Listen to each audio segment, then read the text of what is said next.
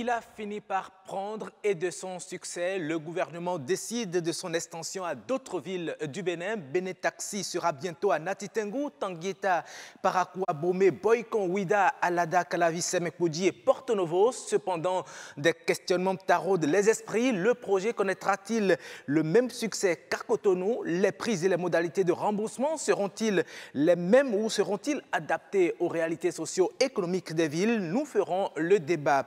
Nous ferons aussi le débat autour de la question du financement de la presse. L'argent est-il un outil de musellement ou d'accompagnement de la presse? Le président de l'UPMB nous fera sa lecture. Mais bien avant tout ceci, vous aurez le mini-journal que j'ai le plaisir de vous inviter à suivre avec Estelle Espérance Oropazo.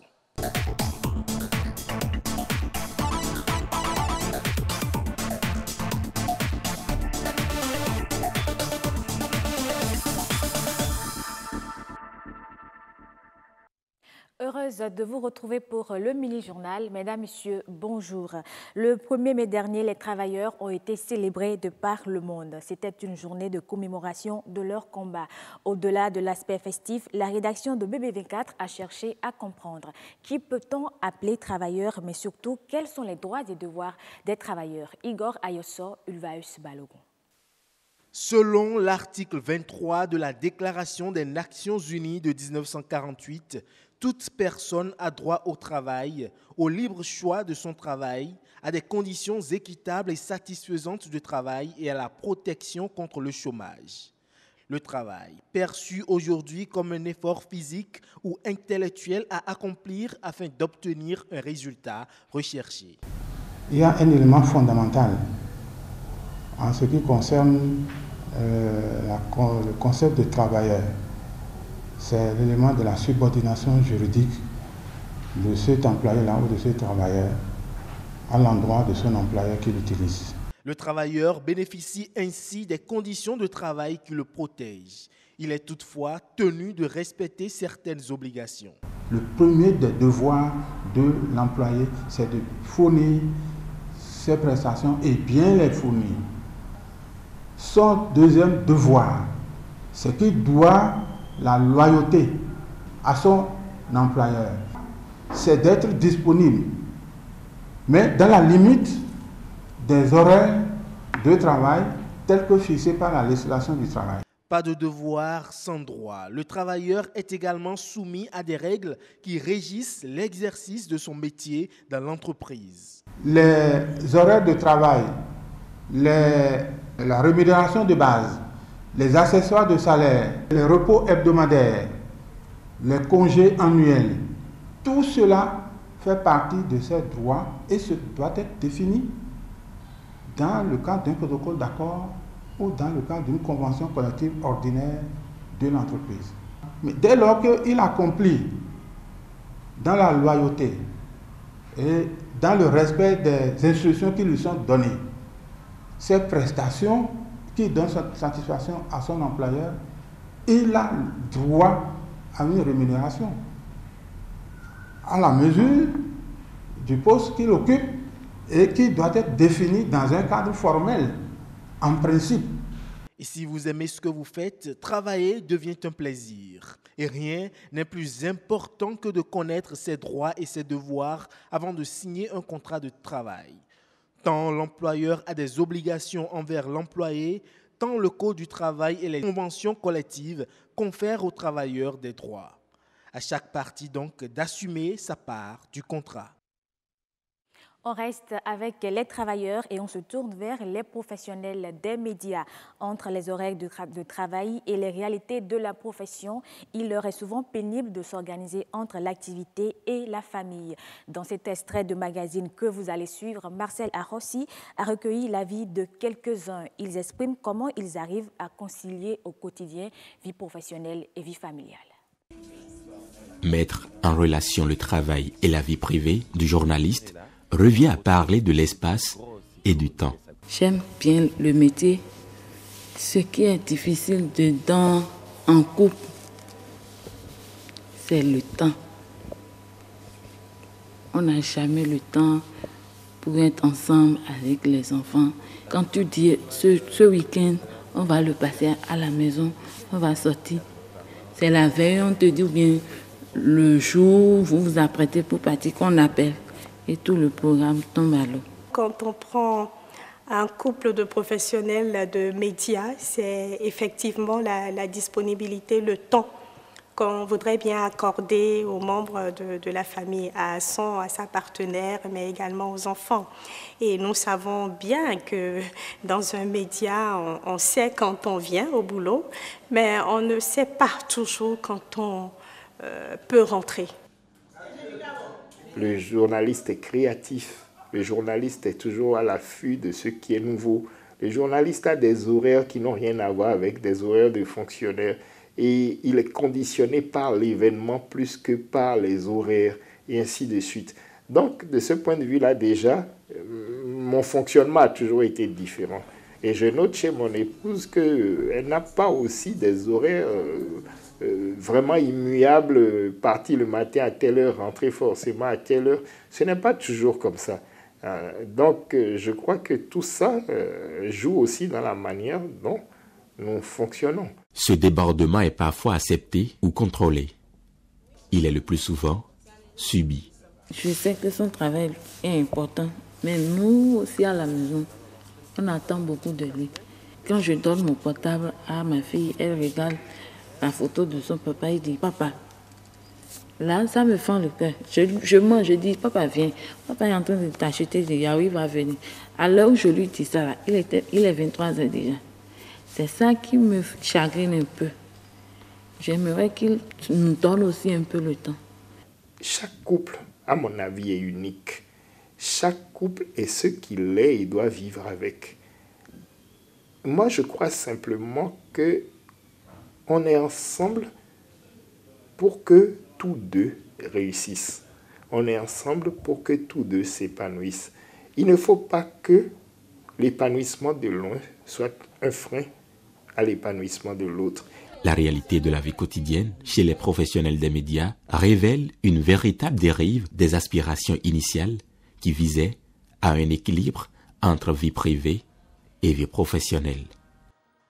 L'autre conciliation que les hommes des médias, surtout les animateurs, journalistes et télé, doivent réussir, c'est celle des couleurs. Même s'il paraît banal, le choix des couleurs est parfois très délicat pour le présentateur télé. Il doit tenir compte du décor et d'autres critères pour s'habiller convenablement. Réussir le mariage des couleurs, certains en font un principe, d'autres n'y font pas attention. Igor Ayosor, Jules Akweikou, Armel Tousoukago. Presque une exigence, l'habillement est un outil de travail pour un présentateur télé. Mais l'apprentissage en la matière n'est pas un préalable pour l'exercice du métier. Chaque journaliste se contente de se faire une idée de ce que doit être le comportement vestimentaire d'un présentateur. Il y a plein de choses qui entrent en ligne de compte. Le caractère de l'émission elle-même, le plateau qui sera dressé, et puis le décor, si vous voulez. L'essentiel, c'est qu'à l'écran, ça paraisse beau. L'essentiel, c'est qu'à l'écran, ça soit, disons, agréable et non agressif. Je n'ai pas une trop grande importance pour mes tenues à la télé. Pour moi, l'essentiel, d'abord, c'est que ce soit une tenue correcte, que ce ne soit pas trop libre, et que ça respecte quand même ceux à qui vous vous adressez le matin. Il n'y a pas de normes précises, imposables aux journalistes. C'est l'impression générale qui se dégage. Mais les spécialistes s'accordent sur un minimum de normes qui devraient être respectées. Ce que tout le monde peut voir, c'est que la télévision est un cadre symétrique. Du coup, pour certaines émissions qui sont d'ordre classique, qui sont des émissions classiques de la télévision, comme des émissions de type d'information, le journal et autres, parce qu'on veut que le présentateur soit sérieux et qu'il impose son autorité dans l'information qu'il donne pour qu'il soit crédibilisé, on tend à centrer ce présentateur dans ce qu'il fait. Et quand on le met au centre du cadre pour qu'il soit symétrique, on estime qu'il faut qu'il s'habille de manière à ce que cette symétrie puisse se retrouver de chaque côté de ce cadre-là. En matière de télévision, quand l'image n'est pas symétrique, cela distrait le téléspectateur. cela empêche le téléspectateur de se concentrer sur l'information qui est donnée. Donc on appelle cela un bruit. Il est tout aussi important de tenir compte de certains détails. La caméra et les jeux de lumière peuvent intervenir aussi dans le choix vestimentaire du journaliste. Mon travail ici, par exemple, c'est de voir que l'éclairage qui est fait dans le studio impose au présentateur de s'habiller d'une certaine manière. Ensuite, la caméra que vous avez impose au présentateur de s'habiller d'une certaine manière. Cette caméra admet-elle de pouvoir filmer ce que nous appelons des moirés? Enfin, les moirés sont les déformations optiques que la caméra est obligée de se faire parce qu'elle n'arrive pas à filmer certains détails. Alors, si vous portez des rayures, par exemple, la caméra, parce qu'elle n'arrive pas à reproduire les rayures, se retrouve à vous donner des déformations optiques qui ne sont pas les détails réels vus à l'œil nu. Donc, si la caméra est trop sensible aux moirés, on dira au téléspectateur, au présentateur, excusez-moi, de ne pas porter des rayures. Le plaisir du téléspectateur dépend largement de la beauté des images à la télé. L'habillement en est un élément fondamental. Il participe à la présence du journaliste sur le plateau et complète le décor. Et ce sera tout pour le mini-journal. Merci de l'avoir suivi. À dimanche prochain.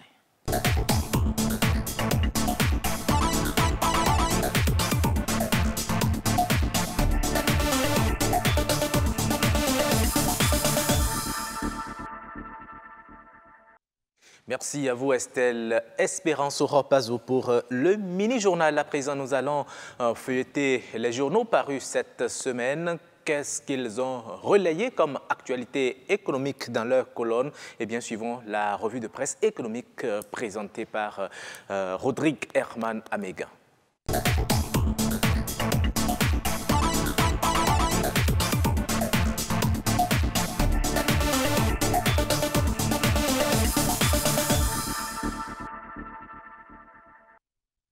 On démarre ce tour d'horizon de l'actualité par le quotidien du service public La Nation. Bientôt l'usine de rizerie de Mitro et la source thermale de Khétin-Sota réhabilitée. C'est ce qu'on retient de la visite du ministre de l'Industrie et du Commerce dans le département de l'Ouémé, renseigne mon confrère. Une information placardée à la manchette du quotidien paru lundi dernier et qui prend l'allure d'un impératif. Serge Ahissou est déterminé à remettre à flot les industries à l'abandon. Il s'agit d'une renaissance des unités de transformation, remarque l'économiste qui fait savoir par ailleurs que le ministre du Commerce s'est rendu aussi à la zone franche industrielle de Semekoudi. Il est allé prendre le pouls et jeter les bases pour de meilleures perspectives dans ce sous-secteur.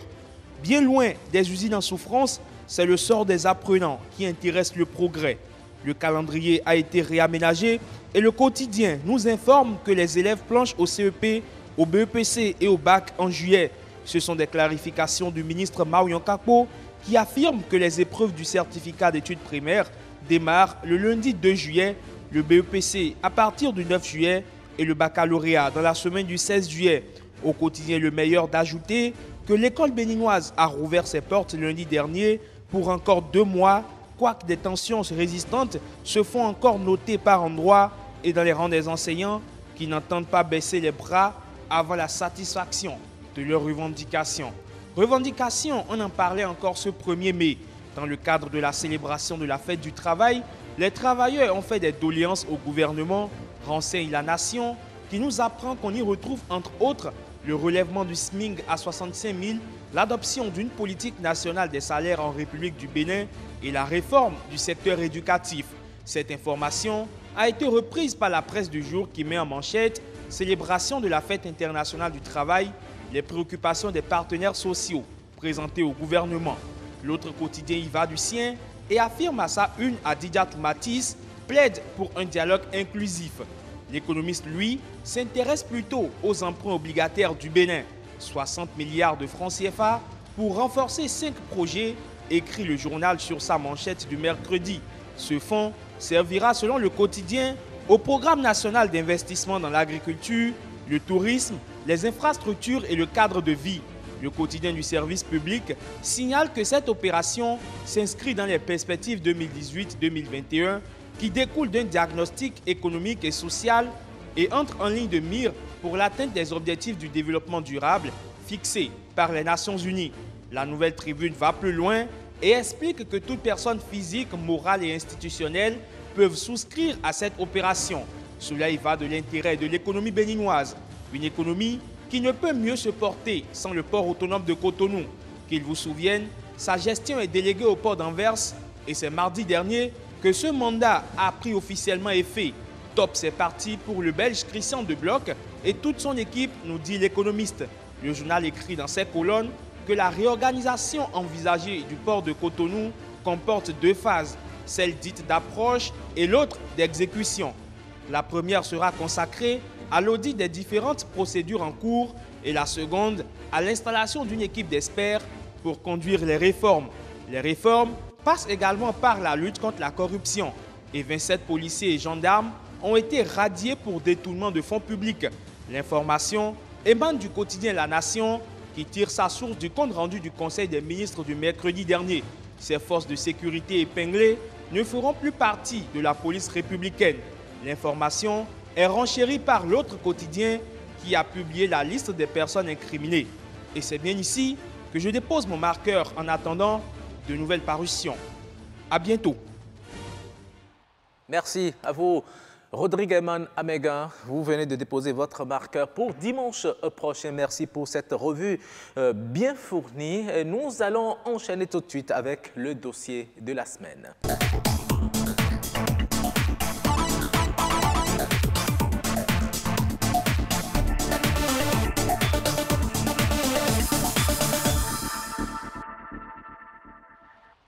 La journée internationale de la liberté de la presse a été célébrée le 3 mai dernier. Que pensent les confrères, les journalistes du financement de la presse au Bénin? Écoutez quelques-uns que nous avons interviewés. Aujourd'hui, la structure de financement des organes de presse n'est pas bonne, n'est pas saine et ça influence dangereusement l'indépendance des médias. C'est presque impossible dans le monde entier pour qu'un organe de presse s'en passe du financement de l'État. Donner de l'argent à la presse n'est pas synonyme d'acheter le silence des journalistes, museler la presse. Non, pas du tout. Ça dépend de la manière dont on met l'argent à la disposition de la presse. Ce que nous constatons, c'est que beaucoup de ces organes de presse sont l'émanation de structures politiques ou de lobbies économiques qui en réalité ça se passe aussi ailleurs des fois, mais ici c'est que le journaliste peut être tenté de ne plus bien faire son travail si ces lobbies ou ces politiques l'influencent par le biais de l'argent. L'État a besoin d'injecter suffisamment d'argent dans les entreprises de presse parce que c'est encore le baromètre de la démocratie. Dans tous les pays du monde, on considère l'activité des médias comme une activité, d'intérêt public. Et sur cette base, l'État peut mettre en place un financement initial, un prêt. Je ne dis pas que c'est un don, mais un prêt pour que des organes puissent se structurer, puissent se positionner véritablement comme des organes de presse viables. L'entreprise de presse qui n'est pas financièrement indépendante n'est pas libre. Donc, partant de là, si nous voulons une presse crédible, une presse d'investigation, une presse dont nous rêvons tous, il va falloir que nous nous mobilisons pour que les entreprises de presse aient un peu plus de moyens pour faire leur travail. Vulgairement, on parle de ce que l'argent n'a pas de couleur. Tant que l'argent vient pour résoudre les problèmes de l'entreprise, les patrons de presse sont bien obligés de les prendre, si tant est que c'est de la communication, parce que le journaliste ou l'organe de presse aussi peut faire de la communication afin de vendre ses services pour engranger des ressources. Dans un premier temps, je pense qu'il faut une loi pour organiser la publicité dans notre pays, pour dire un peu comment est-ce qu'on peut accéder à la publicité aussi bien au niveau de l'État qu'au niveau des opérateurs privés. Il faut combattre le financement occulte. des organes de presse. Il faut combattre donc cette manière détournée d'acheter ou de conditionner les organes de presse, mais créer les conditions pour une saine émulation des entreprises de presse, pour une saine compétitivité des entreprises de presse. Et voilà, vous venez d'écouter les professionnels des médias sur la question de financement de la presse. Et pour mieux en parler, nous avons invité le président de l'Union des professionnels des médias du Bénin, Franck Pochemin. Bonjour. Bonjour. Merci d'avoir accepté notre invitation. Déjà avant, c'est bien sûr Marcel Arrossi qui m'accompagne pour cet entretien, mais avant de vous laisser la parole, tout à l'heure quand les confrères parlaient, vous hochiez la tête. Qu'est-ce qui vous mettait mal à l'aise dans ce qu'ils disaient? Bon, première chose, on ne peut pas affirmer dans le contexte béninois que les organes de presse appartiennent à des hommes politiques. Non. Oui, mais il y a certains organes qui appartiennent à des hommes politiques, non? Oui, mais c'est encore beaucoup plus criard dans d'autres pays de la sous-région. C'est vrai, il faut reconnaître qu'au début de l'expérience de l'ouverture, les hommes politiques, les puissances économiques avaient pensé qu'ils pouvaient s'appuyer sur des organes de presse pour accéder, pour avoir des fonctions politiques et autres. Mais très tôt, ils ont déchanté. De sorte que la plupart des patrons des organes aujourd'hui, notamment en presse écrite, c'est des journalistes, la plupart. C'est des journalistes. L'autre contre-vérité qu'il y a relevé dans cet élément, on demandait qu'il faut une loi sur le financement des organes de presse. Donc, je crois que la loi existe déjà. Ce n'est pas une loi proprement parlée sur le financement, mais la loi portant contre l'information et de la communication a réglé déjà ce problème. Mais il parlait de la loi pour régir l'accès à la publicité. Oui, c'est de ça que je parle. La loi portant contre l'information et de la communication a déjà réglé ça, en instituant le bureau de vérification de la publicité. Maintenant, la loi a précisé que la HAC doit prendre un acte pour organiser. Donc, c'est de la compétence de la haute autorité de l'audiovisuel et de la communication qui, malheureusement, depuis 3 ans que la loi a été mise en vigueur, n'a rien fait sur ce chantier-là. Très bien. Marcel. Bonjour et Franck Pochemin, bonjour. Jeudi dernier, nous étions en train de célébrer la journée mondiale de la liberté et de la presse. J'ai bien envie de vous demander là, tout de suite, votre regard critique sur la presse béninoise aujourd'hui.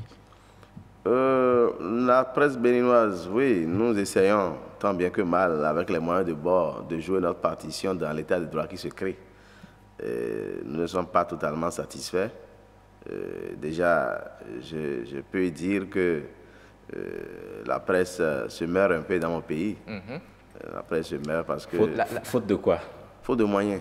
Faute de moyens. Pourtant, chaque jour, il y a des journaux qui naissent. Et c'est ça qui tue. On en voit un peu partout. C'est ça qui tue effectivement cette profession. Parce que on peut s'en réjouir pour dire qu'avec la quantité d'organes de presse que nous avons, il n'est pas possible d'espérer d'envisager qu'une puissance politique, une puissance économique puisse prendre d'assaut. Ouais, le phénomène que nous dénonçons aujourd'hui, à savoir les titres siamois à la une des journaux, malgré ça, mais il y en a encore qui claironnent, qui en tout cas disent le contraire de ces titres siamois. Justement, donc à supposer que si nous avions seulement peut-être une dizaine, c'est bien facile qu'un pouvoir puisse prendre à la une de tous ces 10 organes là un matin, de sorte à nous imposer un même son. Oui, la pluralité, la surabondance en matière de production amène aujourd'hui à ne pas envisager la possibilité qu'un matin qu'on ait que la même chose à la une. Pourtant, les gens le disent. Non, il me semble qu'on ne se comprend pas. Je dis, avec la surabondance, bien que nous observons des titres siamois, il y a des titres qui disent le contraire, qui ne vont pas dans le même sens. Mais ces titres-là sont très peu dans le lot. Mais au moins, on entend notre son de cloche.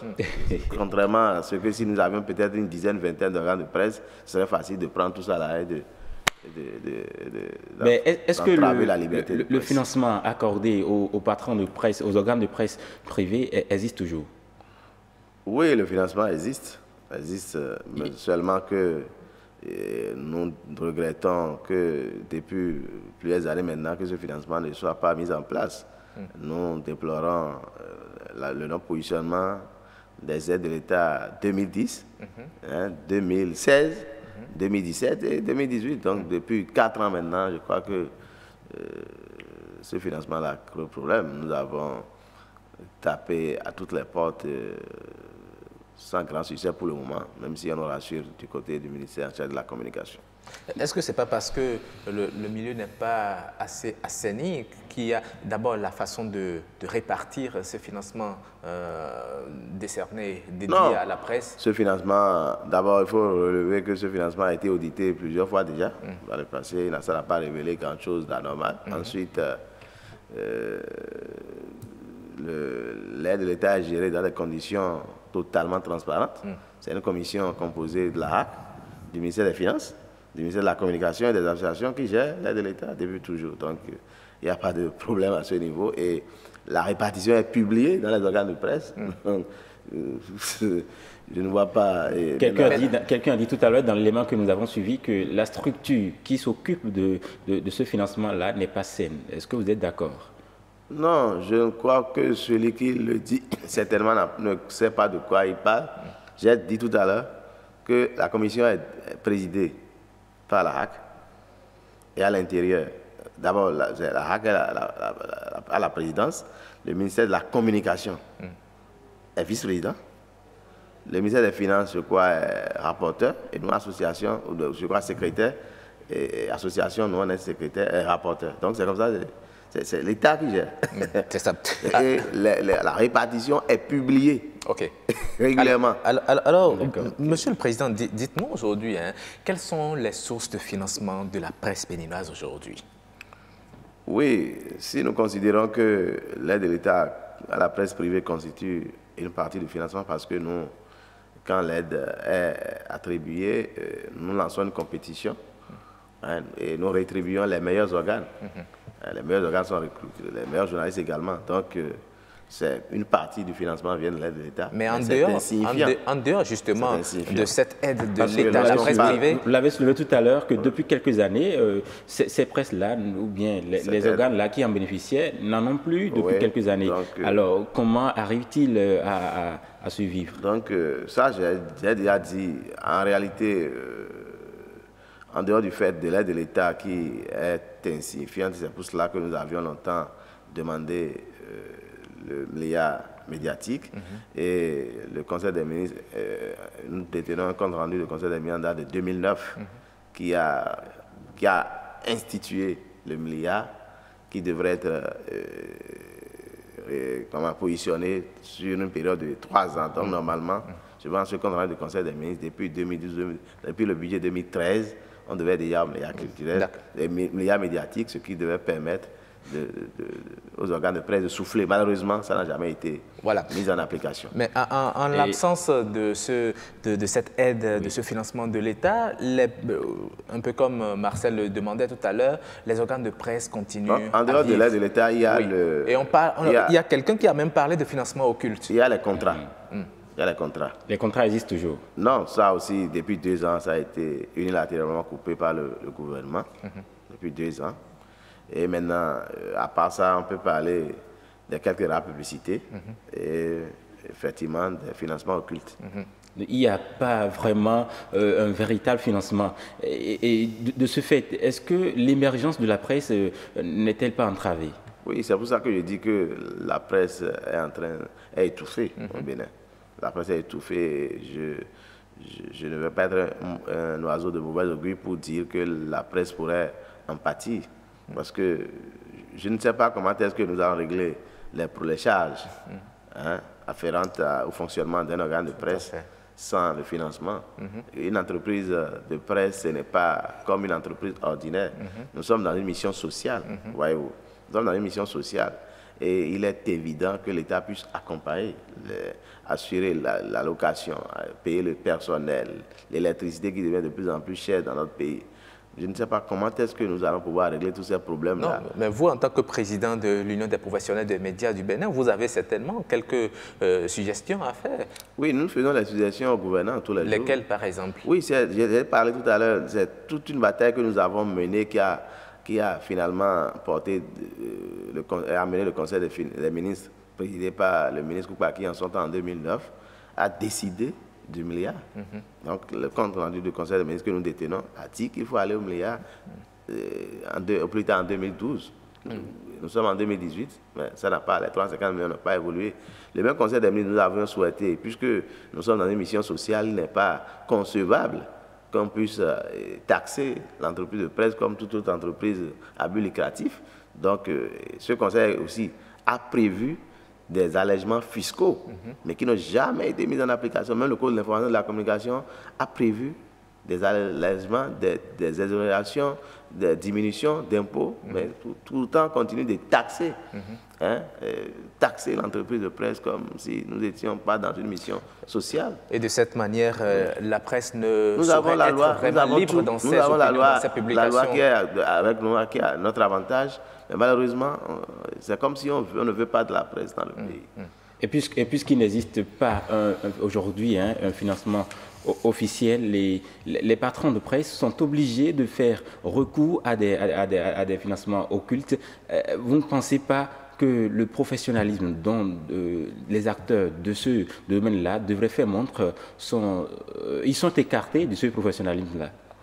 Oui, alors qu'il aurait été... Parce que forcément, il y aura manipulation et influence. Oui, malheureusement, reconnaissons ça. C'est pour ça que nous disons, mais il faut qu'on retourne au contrat, et des contrats signés en toute transparence. Même les contrats, est-ce que quelque part les contrats aussi ne constituent pas un obstacle à la déontologie? Vous voulez que les organes de presse coupent eux-mêmes l'argent pour pouvoir gérer les charges afférentes à un organe de presse? Non, on ne peut pas... Les contrats constituent une forme de financement. Si on ne veut pas des contrats, on peut s'asseoir, réfléchir et trouver une autre forme de financement. Et selon vous, qu'est-ce qui peut expliquer aujourd'hui la rupture de ces contrats? Je ne sais pas, je ne peux pas. On n'a pas pu avoir une réponse. Tout ce que nous avait servi dans le temps, c'est l'approche du chef de l'État, c'est qu'on vient d'arriver, donc il faut d'abord tout arrêter, mettre de l'ordre. Et c'est pour ça qu'on nous a dit au ministère la semaine passée que... Et après 2 ans, il n'y a toujours pas eu d'ordre. Que maintenant, ils ont repris timidement avec les abonnements. Donc l'État a autorisé les sous-tutelles à renouer avec les abonnements. Mais les abonnements, c'est combien? Par an, c'est ridicule. Peut-être qu'on va vous payer 50 000 francs ou bien 100 000 francs par an. Merci, Monsieur le Président de l'UPMB. C'est la fin de cet entretien. Ça passe très vite, 15 minutes déjà. Merci également à vous, Marcel Ahossi. C'est moi. Et une fois encore, bonne fête à vous. Merci. Et très bonne journée. On poursuit cette émission au Week Echo et tout de suite, nous allons décrypter une actualité. Vous le savez déjà, Bénin Taxi ne sera plus qu'à Cotonou. Les autres 10 autres villes du Bénin seront également impactées par ce projet. Quelles sont ses forces et ses faiblesses? Eh bien, nous en parlons tout de suite dans Décryptage.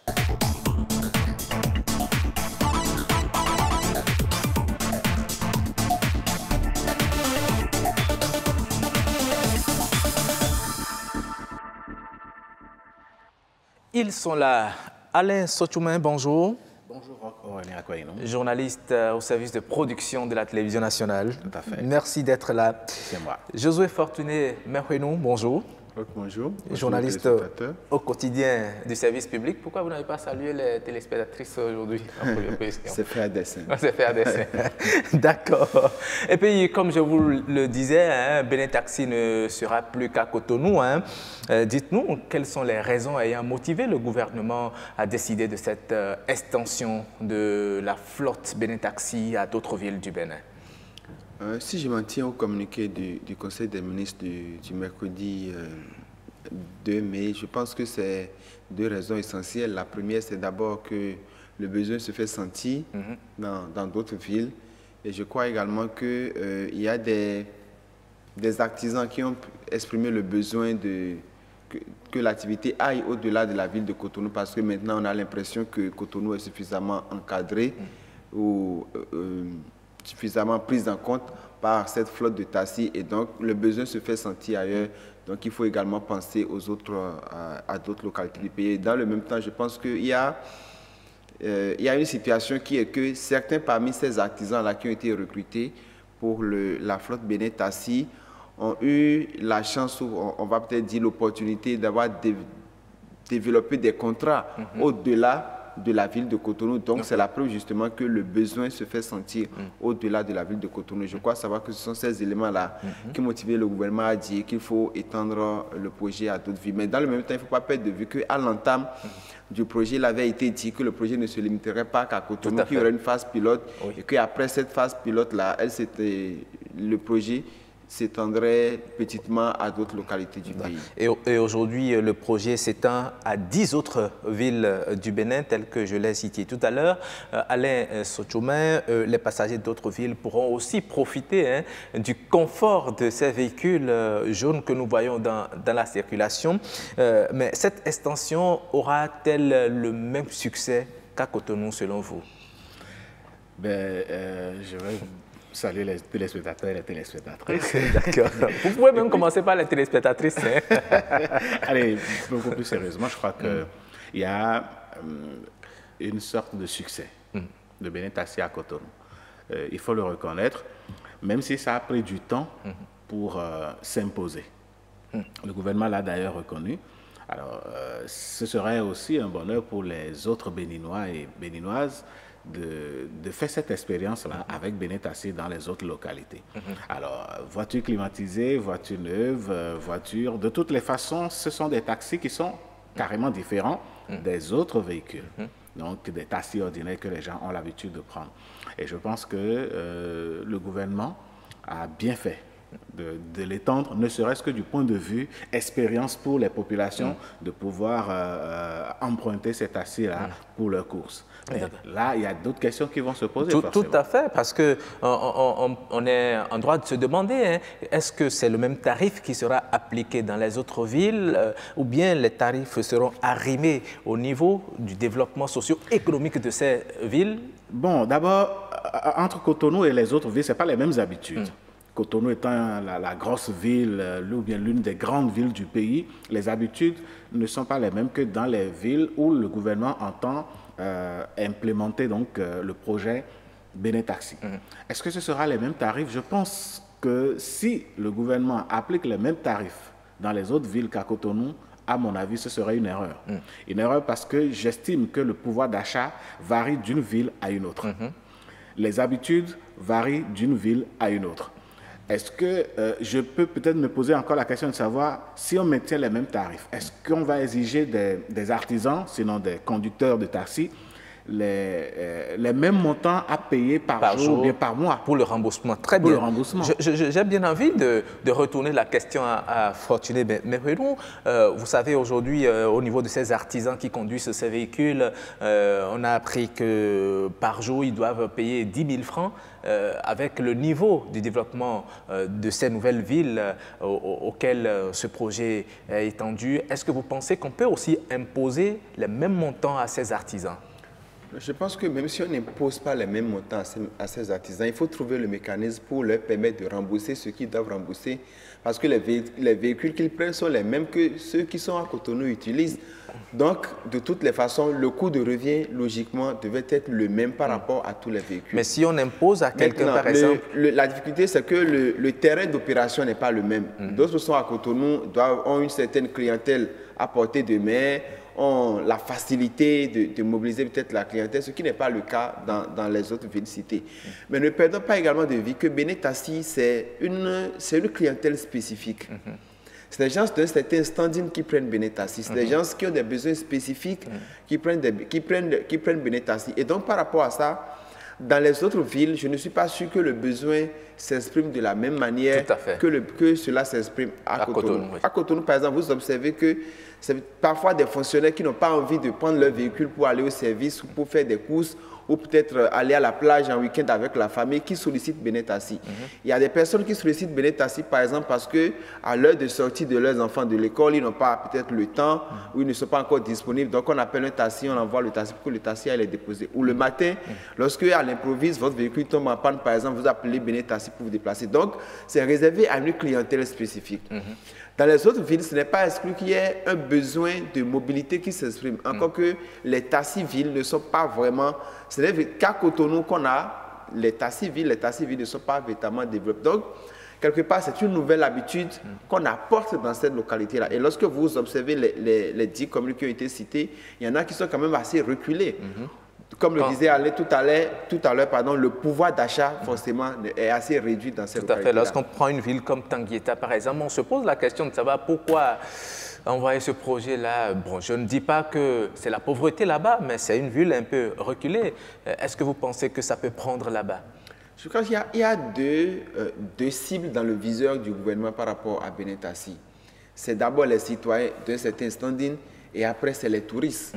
Donc, alors, le seul fait de savoir, pour le touriste, de savoir qu'en me rendant à Tanguieta, j'ai la possibilité de me déplacer facilement dans un véhicule d'un certain confort, climatisé, peut-être avec un Wi-Fi à bord, incite le touriste à dire pourquoi limiter mon séjour à Cotonou ou à Ouidah ou à Porto-Novo, je peux également aller. Donc, voyez-vous, j'ai l'impression que cela a été fait dans une vision assez futuriste, assez prospective. Assez complémentaire d'ailleurs par rapport au visa qui a été lancé. Il y a des réalités qui sont certaines et on doit pouvoir tenir compte de ces réalités-là, qui sont que le pouvoir d'achat ou les possibilités d'agir pour les clients de Benetassi à Cotonou, à Porto-Novo, à Ouidah, à Calavi ne sont pas les mêmes que dans les autres localités citées. Toujours est-il qu'on saura trouver le mécanisme qui convient pour qu'en même temps, on satisfasse les besoins de la population et que dans le même temps, on permette aux artisans de s'en sortir. D'accord.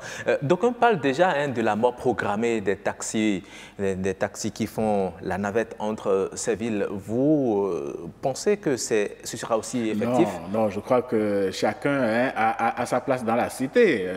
À Cotonou, ici, on a programmé la mort des émigrants, des taxis Tokwa et tout ça, mais la cohabitation est vite arrivée entre ces acteurs et les artisans de Benetassi.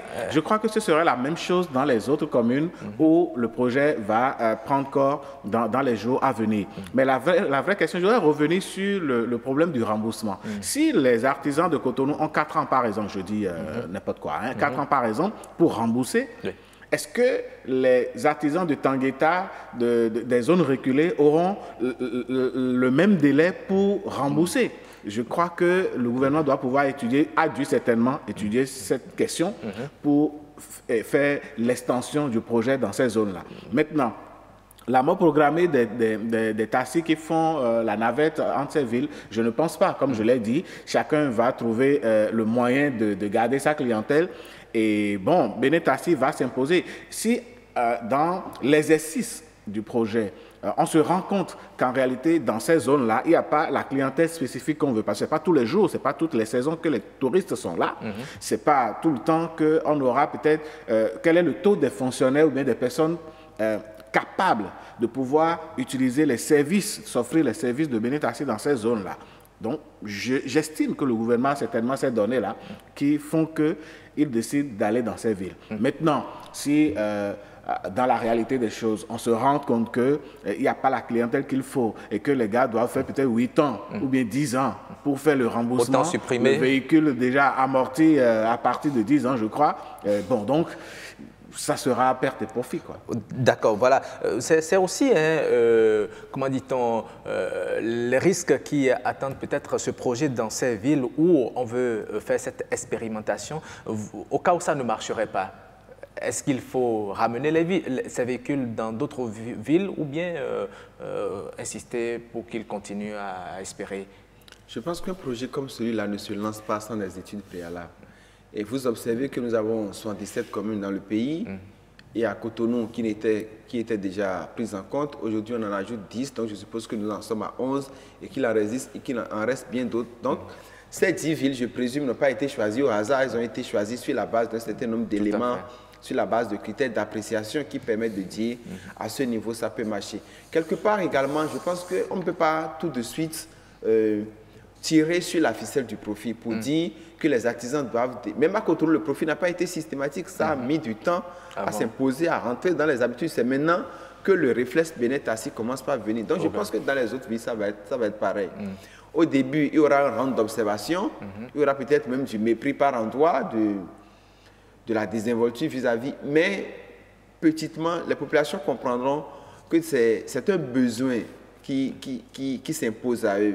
Cela, il va de leur sécurité, de leur confort, de leur bien-être, que de savoir qu'en me déplaçant, je ne suis pas dans un taxi croulant, que le véhicule est confortable, que je me déplace avec une certaine sécurité. Et même au départ, dans la ville de Cotonou, la nuit, par exemple, les artisans ne travaillaient pas. Déjà, je crois, à partir de 21h ou 22h, les véhicules étaient garés. Mais aujourd'hui, de plus en plus, c'est la nuit que les gens les sollicitent pour les déplacements. Donc, tant que cela ne va pas rentrer dans les habitudes, ça ne va pas se concrétiser. Mais lorsqu'on voit les villes qui sont désormais impactées par ce projet, ce sont des villes, comme vous le disiez tout à l'heure, un peu stratégiques. Natitengu, Tanguieta, Parakou, Abomey, Boycon, Ouida, Lada, Calavi, Semekodji et puis Porto Novo. Est-ce que vous ne pensez pas qu'aujourd'hui, ce sont des villes où le tourisme est en train d'être développé? C'est des projets pour venir renforcer, soutenir le tourisme que l'on est en train de vouloir promouvoir au Bénin? Non, si nous prenons des villes comme Semekodji, Ouida, Abomey, Porto Novo et tout ça, je dirais la culture de l'individualisme est bien ancrée. Mais quand nous évoluons un peu vers le nord, il n'est pas rare de voir des groupes attendre un certain nombre d'événements ou bien des jours de marché ou bien des manifestations spécifiques pour aller en groupe à ces manifestations-là ou à ces endroits.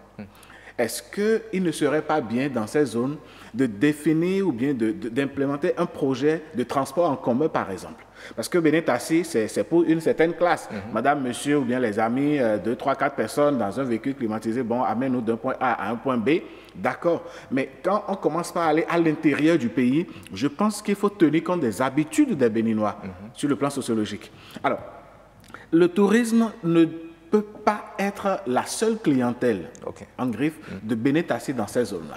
Parce que si moi, vous et moi, on décide par exemple d'aller en week-end à Abomey pour aller visiter les musées et tout ça, bon, je ne pense pas qu'on puisse prendre Benet-Tassi pour faire tout le tour tous les jours.